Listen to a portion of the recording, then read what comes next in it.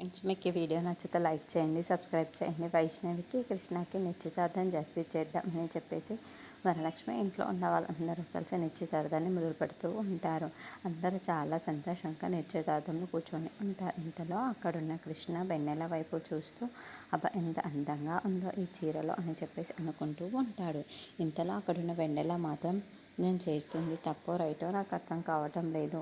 వైష్ణవి ప్లేస్లో ఇలా కూర్చొని నేను నిశ్చితార్థం జరుపుకుంటున్నాను, ఇది నాకు చాలా తప్పుగా అనిపిస్తుంది అని చెప్పేసి చాలా బాధపడుతూ ఉంటుంది. ఇప్పుడు నేను ఇక్కడ నుండి ఎలా తప్పించుకోవాలో కూడా నాకు అర్థం కావటం లేదు అని చెప్పేసి అనుకుంటూ అలా కూర్చొని బాధపడుతూ ఉంటుంది. ఇంతలో అక్కడున్న పంతులు గారు మాత్రం నాయన ఇక అమ్మాయి వేలికి ఉంగరం తొడుగు అని చెప్పేసి పంతులు గారు చెప్తూ ఉంటాడు. ఆ మాటలు వినగానే అక్కడున్న వెన్నెల చాలా తెయ్యపడుతూ ఉంటుంది. అయ్యయ్యో, ఇప్పుడు ఏం చేయాలో అర్థం కావటం లేదే అని చెప్పేసి అనుకుంటూ ఉంటుంది. ఇంతలో అక్కడున్న కృష్ణ మాత్రం చాలా సంతోషంగా ఉంగరాన్ని తీసి వైష్ణవికి ఎలాగైనా సరే ఈ ఉంగరాన్ని తొడిగి నా ప్రేమను కూడా తెలియజేయాలి అని చెప్పేసి ఆ ఉంగరం వైపు కళ్ళ చూస్తూ ఉండిపోతాడు. ఇంతలో అక్కడున్న వెన్నెల మాత్రం చాలా టెన్షన్ పడిపోతూ ఉంటుంది. ఇప్పుడు ఏం చేయాలి, ఎలా తప్పించుకోవాలి, వైష్ణవికి ఈ విషయం తెలిసిందో లేదో అని చెప్పేసి అనుకుంటూ ఉంటుంది.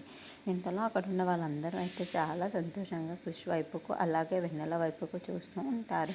ఇంతలో అక్కడున్న కృష్ణ మాత్రం వెన్నెల వైపుకు చూసుకుంటూ వైష్ణవి చెయ్యు అని చెప్పేసి అంటాడు. ఆ మాటలు వినగానే పట్టించుకోకుండా అక్కడనే కూర్చొని